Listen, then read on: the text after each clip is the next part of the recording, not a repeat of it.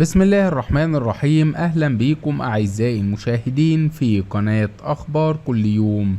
هنقدم ليكم أسعار الريال السعودي في البنوك المصرية النهاردة السبت 17/6/2023، وإليكم الأسعار. بنك HSBC 8 جنيه و25 قرش للشراء و8 جنيه و40 قرش للبيع.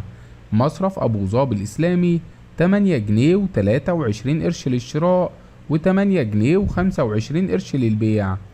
بنك QNB والمصرف العربي الدولي والبنك الأهلي الكويتي والبنك المركزي المصري 8 جنيه و22 قرش للشراء و8 جنيه و25 قرش للبيع.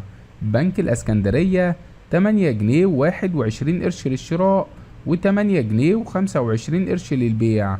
بنك مصر والبنك الأهلي المصري 8 جنيه و19 قرش للشراء و19 قرش للشراء و8 جنيه و22 قرش للبيع.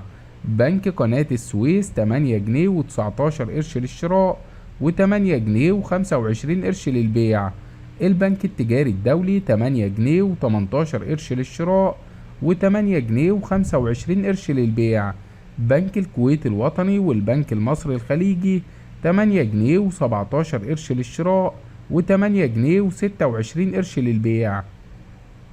بنك كريدي أجريكول إيجيبت 8 جنيه و16 قرش للشراء و8 جنيه و25 قرش للبيع. بنك المشرق 8 جنيه و14 قرش للشراء و8 جنيه و25 قرش للبيع. بنك بلوم 8 جنيه و11 قرش للشراء و8 جنيه و25 قرش للبيع. بنك التنمية الصناعية 8 جنيه و11 قرش للشراء و8 جنيه و22 قرش للبيع. بنك الشركة المصرفية العربية الدولية 8 جنيه و10 قروش للشراء و8 جنيه و25 قرش للبيع. بنك البركة 8 جنيه و4 قروش للشراء و8 جنيه و25 قرش للبيع. البنك العقاري المصري العربي 8 جنيه و1 قرش للشراء و8 جنيه و25 قرش للبيع. ماد بنك 7 جنيه و97 قرش للشراء و8 جنيه و25 قرش للبيع. المصرف المتحد 7 جنيه و95 قرش للشراء و8 جنيه و25 قرش للبيع. أعزائي المشاهدين، هنا ينتهي الفيديو.